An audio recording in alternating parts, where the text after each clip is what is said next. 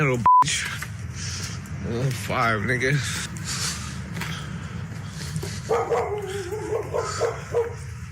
Fuck you. Oh, he's so long, nigga. Keep your hands up, man. Okay, goddamn, he's so long. Oh, I'm saying, chant that shit up, yeah?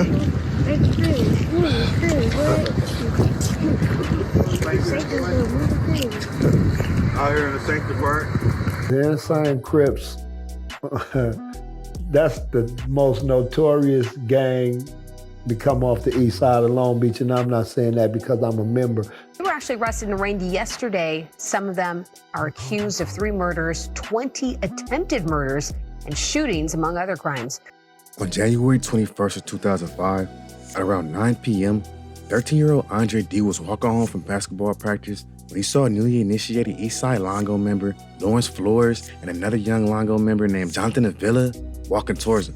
Andre knew Flores.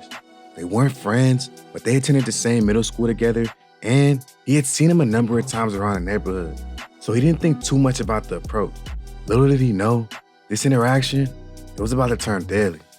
Once Flores was close enough, he asked Andre D if he banged, meaning if he was affiliated with any gang. When Andre replied that he didn't bang, Flores said okay, then turned away. After that, fellow gang member Avila told Flores, "Come on, let's roll."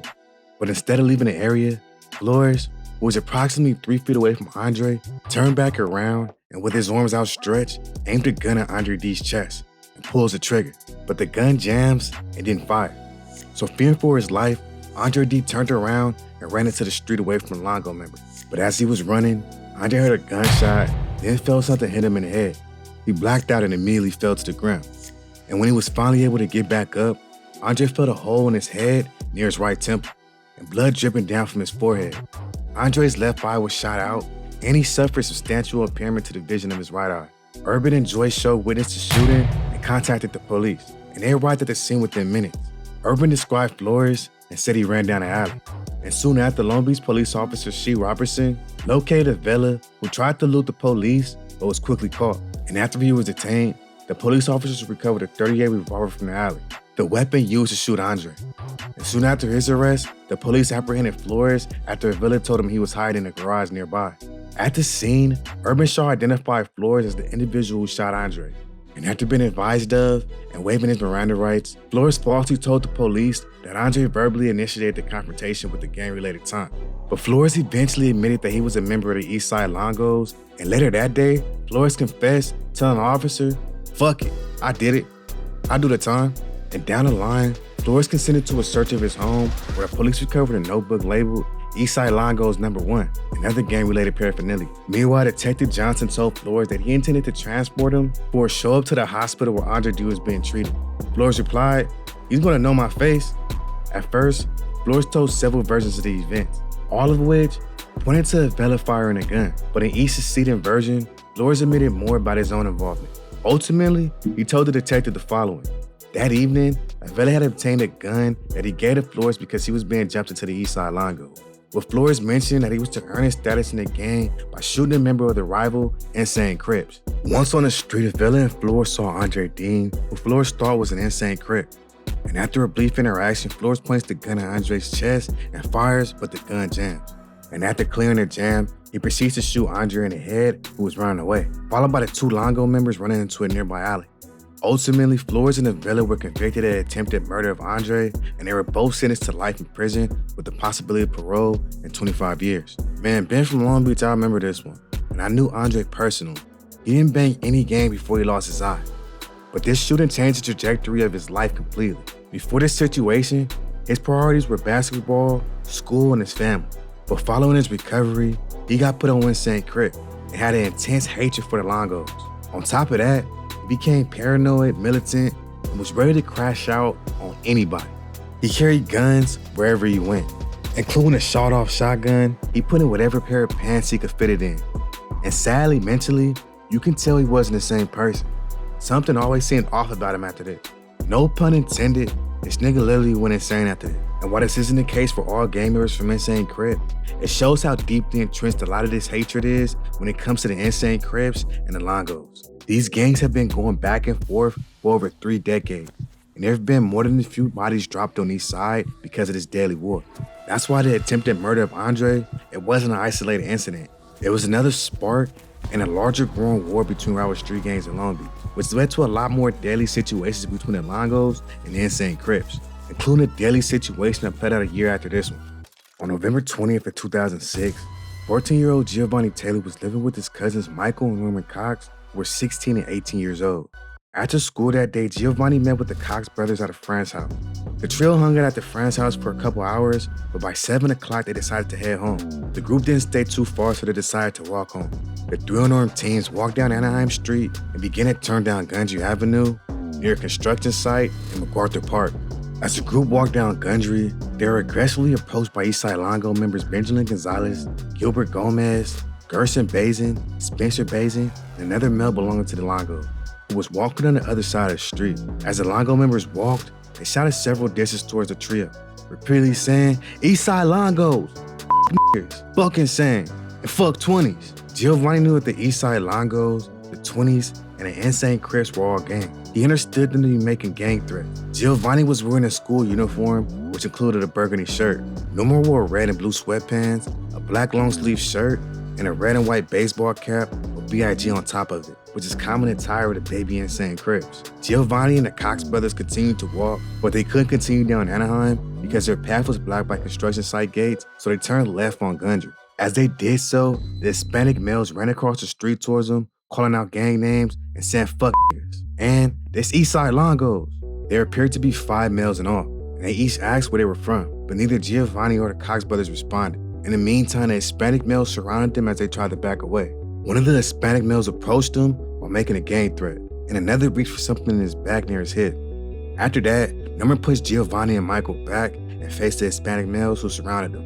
And once he does that, one of the Hispanic males runs up to Norman and socks him in the head. Norman tried to escape, but he slipped and fell. While Norman was on the ground, the Hispanic males repeatedly kicked him and punched him as he crawled up and was trying to fend off the blows. In the midst of that, another Hispanic male approached Giovanni and Michael and said, "Do they bang?" And they said they didn't bang, so they were left alone. And while the Lango members was jumping Norman, Giovanni heard him say, "Please don't stab me." Although Giovanni didn't see any of the attackers holding a weapon, he saw one of them making stabbing motions at the time Norman cried out. The Hispanic males then ran away as Giovanni yelled and ran towards him. Giovanni then saw Norman was bleeding from his mouth, so he ran to the park where Dance was being held and he asked for help. The paramedics and the police arrived approximately 15 minutes later, but by that time, it was too late. Norman had suffered 8 stab wounds, including a fatal wound to the left side of his chest that penetrated the lung.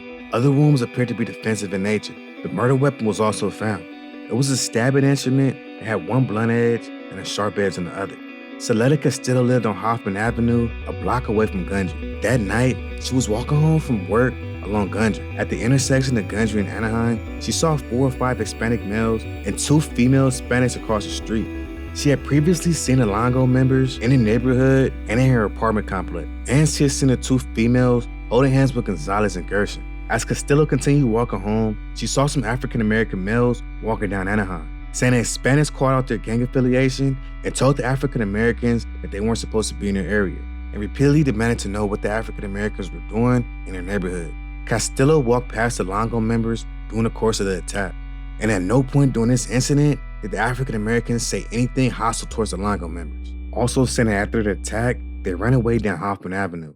After that, Castillo went home but was too frightened to call the police, saying the attackers had seen her and knew where she lived, so she feared that she and her family would be put in danger if she did call.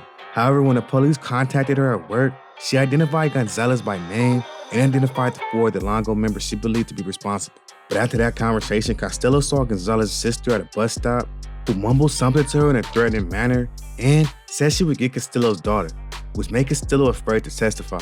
She eventually received financial assistance from the Los Angeles County to help her move to a different neighborhood, so she ended up testifying.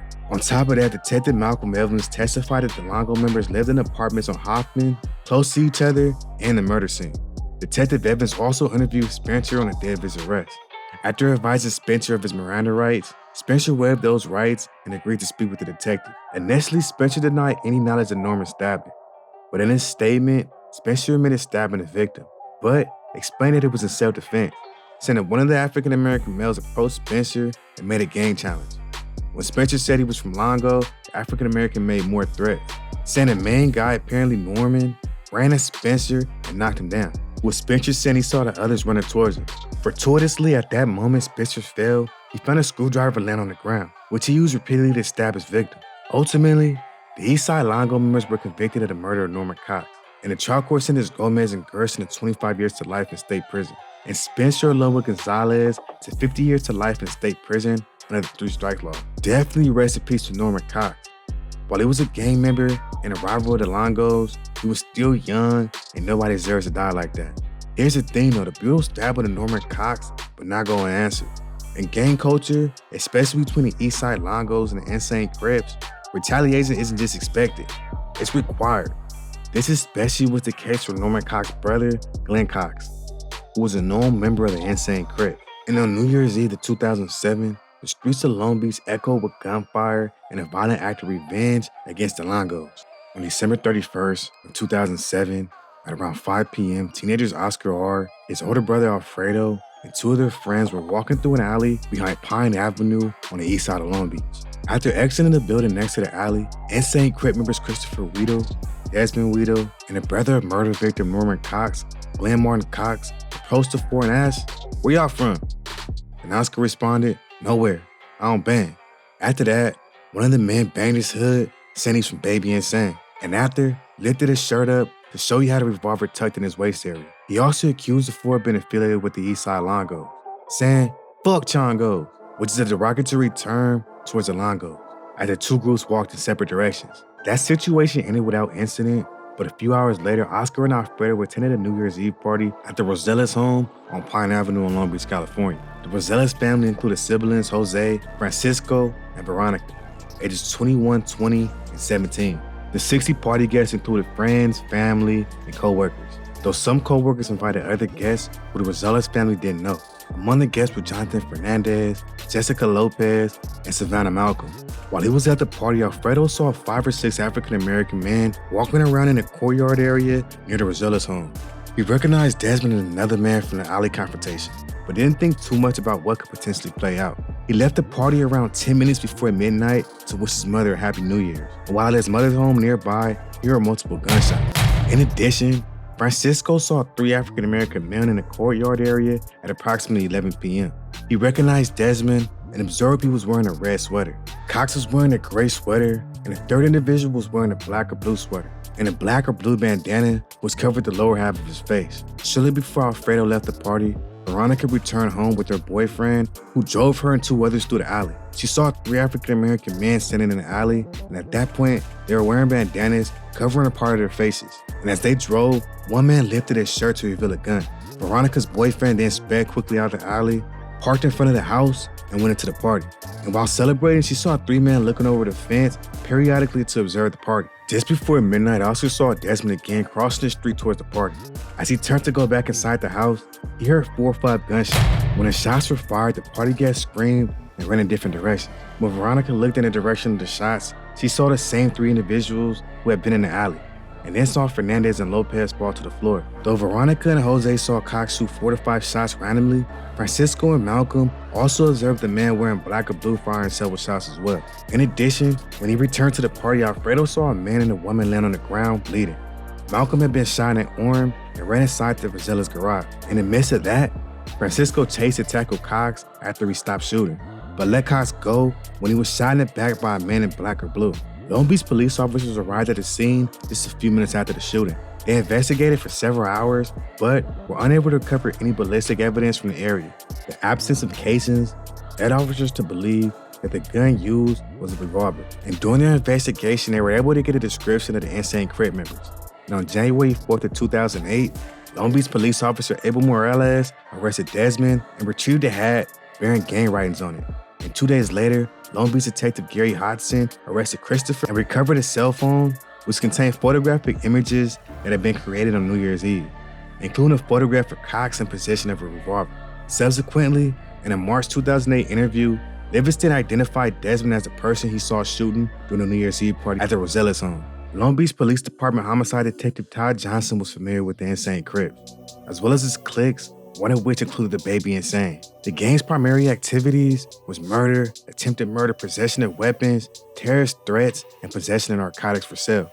He opined that Christopher was a Baby Insane member, on the basis of his self-admission and his association with other Baby Insane Crip members. He also opined that Desmond was a Baby Insane gang member as well, on the basis of his self-admission and the gang tattoos that appeared following the shooting. Finally, he opined that Cox was also a Baby Insane Crip member, on the basis of his previous contact with Cox, where he admitted his gang membership. Other indicators was Cox tattoos, which included a Cleveland Indian, the initials BIG, and 23, standing for Baby Insane Gang, 23rd Street, and the initials LK, standing for Longo Killer.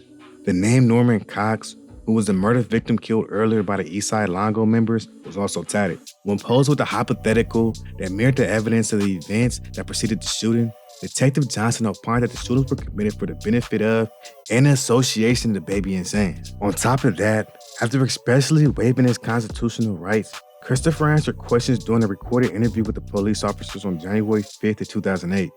Initially, he said that he was unaware of the shooting, but eventually he described the confrontation with Oscar, Alfredo, and their friends during New Year's Eve afternoon. Saying later that day, he, Desmond, and Cox smoked some marijuana and drank alcohol, and after that, the three walked through the alley towards Livingston's apartment when a car drove by towards a party, and they took turns firing Cox's gun in the air. They then went home, reloaded the gun, and then returned to the alley, where Christopher grabbed the gun from Cox to keep him from shooting at a car with two Hispanic female passengers.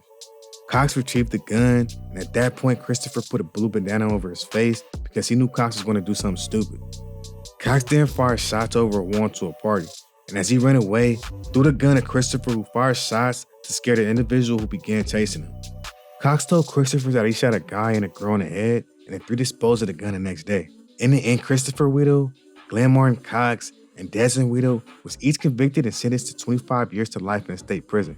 Sadly, two brothers lost their lives in this deadly war, one through death and the other through spending his life in prison.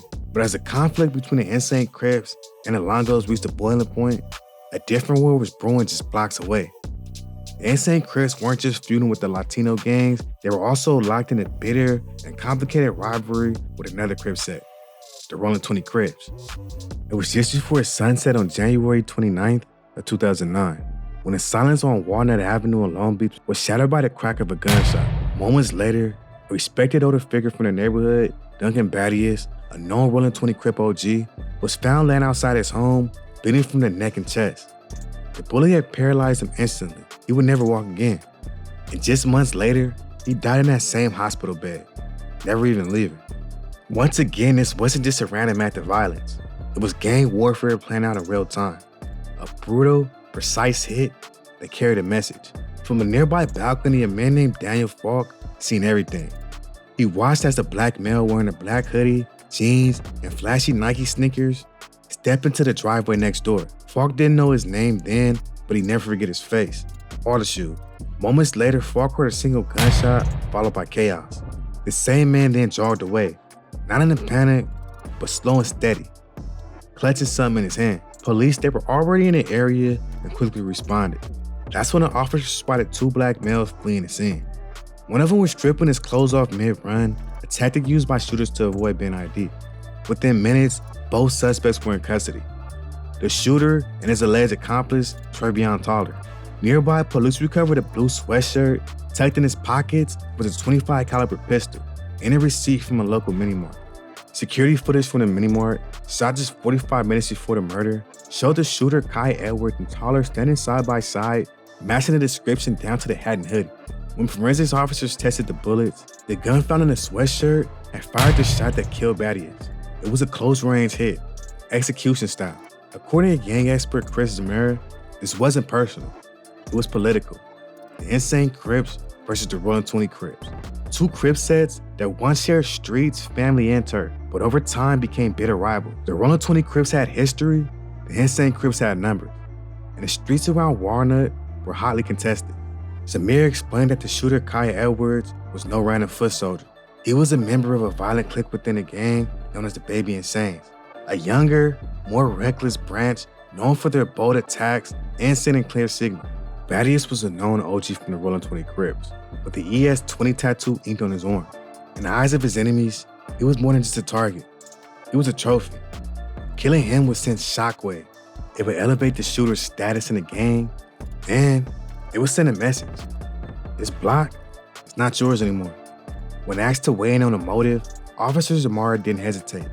This was a gang-sanctioned hit, meant to bolster the Insane's reputation for aggression and control. Fear, he explained, is a currency in the street, and the murder of Badius paid dividends. Like so many acts of gang violence, this one left more than just a body in his wake. It marked another chapter in a long and bloody civil war. But once again, it was just one of many situations when it comes to the intense hatred the insane Crips and the Rolling 20 Crips have for each other. Another situation put out just a few years before this one. On July 5th, 2005, Kami Moody dropped her boyfriend Edward Smith Jr., a member of the Rolling 20 Crips known as CALI'S, and his friend John off in front of her house and drove around the block looking for parking. Smith and John sat on the trunk of a car waiting for Moody. And while waiting, Lionel Jacobs, a member of the Insane Crips, and another black man walked past Smith and John. Once they passed the Rolling 20 Crip members, Lionel glanced back and said something to the other man twice and tapped on the arm. Because Smith thought Lionel's action was suspicious, he started to run away. And as he ran, he heard 2 to 7 gunshots and shot in the forearm. Moody heard the shots and saw flashes. So she hid behind a car as Lionel and his companion walked past her laughing. She heard Lionel say, "Somebody died tonight." At the hospital, Smith told Long Beach police officer Rudy Garcia that Lionel was a shooter. Smith also gave Officer Garcia Lionel's name, his physical description, and said that Lionel was a member of the Insane Crips. But during the trial, Moody testified that she was not sure Lionel was a shooter and that she only glanced at the man's face as they walked past. She was then asked about the 4 phone calls she received prior to the trial and told the courts that one man told her she had a green light on her head and that she needed to be careful. Saying that a green light, it meant that her life was in danger. She received a second phone call from a male caller who told her not to go to court the next day. She also received a cell phone call from a girlfriend who told her be careful, to disguise herself, not to go home.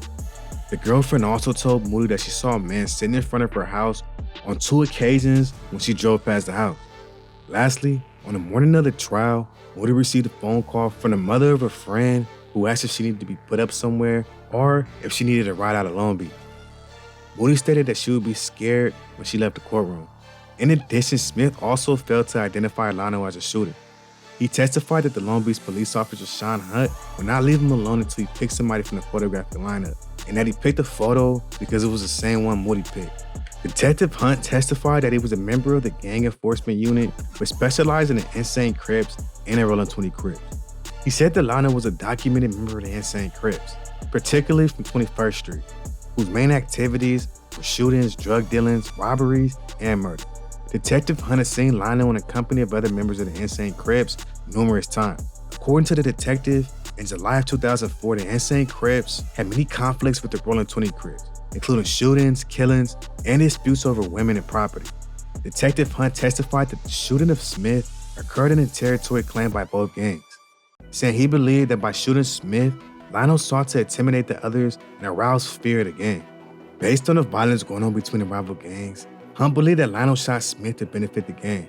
He also testified that a gang member would not snitch on another gang member because it means that they can't handle their own problem. Man, from the attempted murder of a 13-year-old in 2005 to multiple retaliation killings and shootouts throughout the late 2000s, Long Beach became a battleground where color, street names, and whispered affiliations cost you your life. And at the center of the chaos was the Insane Crips, a gang embroiled in deadly wars with multiple enemies.